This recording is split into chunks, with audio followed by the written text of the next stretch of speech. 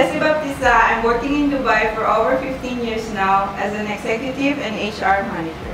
Well, there are many really challenges to, unfortunately, that is workplace discrimination. Kasi the higher, I think, ito yung na-realize, the position, yung when you reach the higher position, the more na nai-encounter mo tong instances na to. Nasa higher position ka na eh. Yung mga subordinates mo, yung mga colleagues mo, same level, ano sila, yung parang Filipino lang, kayang-kaya yan. From the past up to now. Now-overcome ko naman yan by diversifying. Like, I'm from the HR and the executive manager of the group. So, dina-diversify namin ang mga staff and inclusive work environment. So yun, and seeking support and advice, highest level of management and the relevant authorities when necessary. So yun ang ginagawa ko para ma-overcome, and I have to do my best. Ang nangyayari is, kapag nakikilala ka na nila, nakikita na nila yung kaya mong gawin, then that's the time na,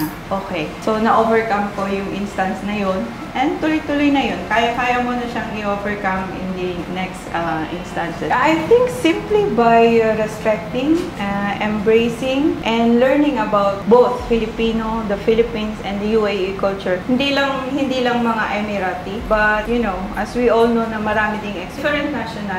So, you have just to learn their culture, respect, and when you know what to say and do, what to avoid, then I think you can soak yourself in every culture.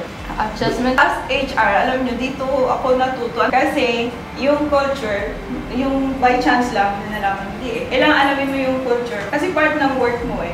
So, para alam mo kung paano ka makipag-usap, paano ka makipag-deal sa mga employees, sa mga colleagues mo. Aside from personal career growth, I think continuous self-discovery na biggest achievement. From junior position up to leadership position at a higher level, you know. So, ito yung pinaka-highest achievement. So, from the lowest, imagine, receptionist, then editor, then supervisor, coordinator, executive secretary, assistant manager. So, nadaanan ko pa lahat yan. Pero sa sarili ko, syempre hindi ko makalain na magiging ganito. Pumunta lang ako dito sa Dubai para magtrabaho ng siguro 5 years lang yung plano ko, no? Tapos same level, same position. Pagdating sa responsibilidad mo sa pamilya, sa lifestyle, sa lahat, parang minsan yun yung hindi ako magaling. Pag malambot kasi yung puso mo, yan na, sige na, hindi mo na minsan iniisip yung sarili mo. Pag, hindi ko na sasabing na-overcome ko lagi yung mga ganun.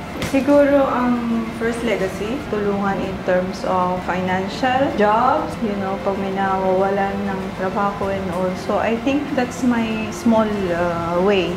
As long as kaya kong tumulong, dapat di natin pinipili kung sino yung tinutulungan natin. Yung tapos ang advocacy ako ay mental health support for OFWs. Kasi minsan akala natin yung mga hardworking OFWs, neglecting them, their well-being.